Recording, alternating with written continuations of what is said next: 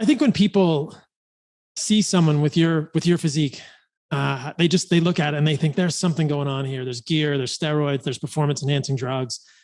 And I'll add my flavor to it. When I see people ask this question, I think, if you could do, 1/10, or if you worked out 1/10 as hard as Liver King, then you could ask him this question. I've lived with you, I've spent time with you, and I've never seen anybody live the ancestral message as richly and deeply and truly as you do. But I want to give you the chance to answer it, because I know a lot of people are going to be curious on this podcast.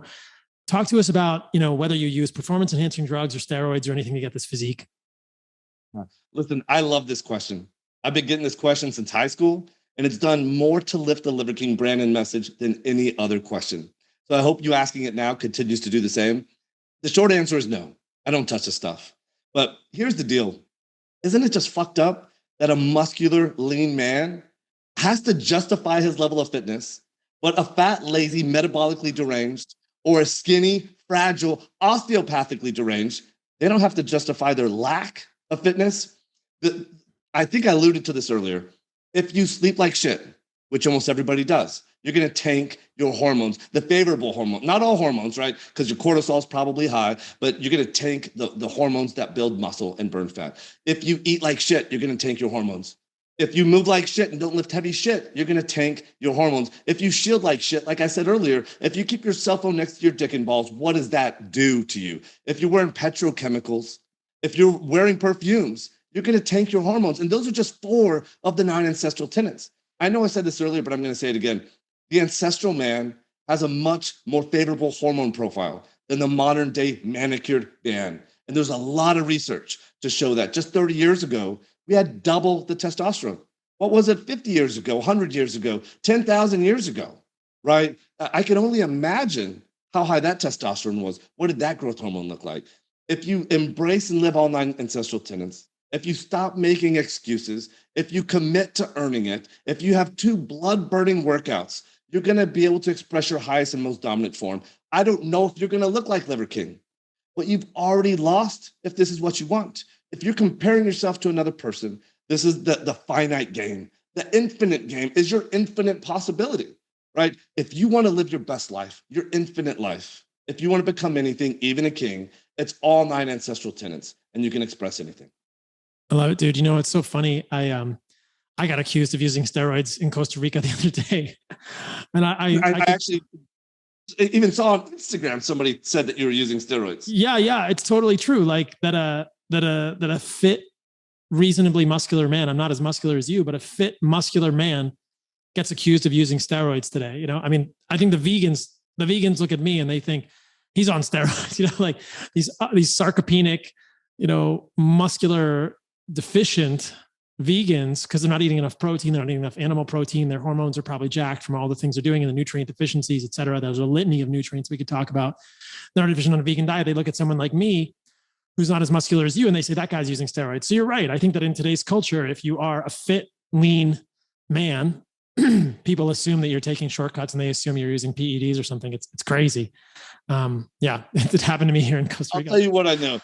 I look a whole lot more like an ancestral man than what the modern day man looks like in terms of physique. When I was with the Hadza, there was one guy there, their main hunter, who was way more vascular than me.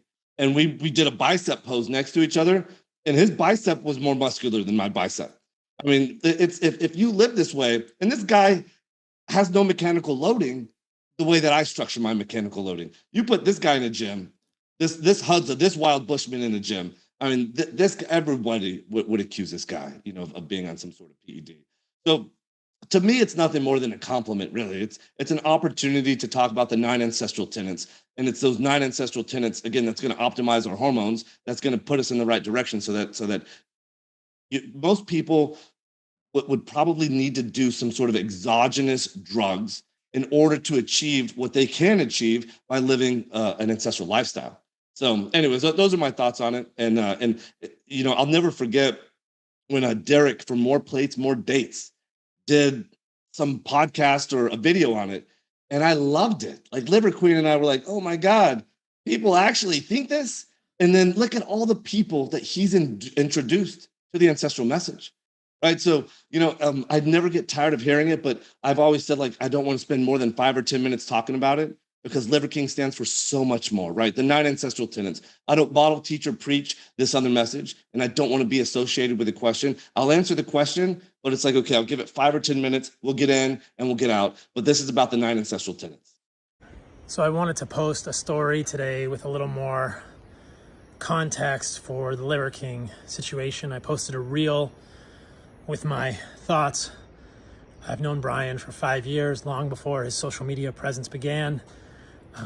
He's a good human at his core, and I'm incredibly disappointed by the steroid revelations, which appear to be true. I think integrity is everything. The most common question that I'm getting asked now is, didn't you know, Paul, about the steroid use? The answer is no.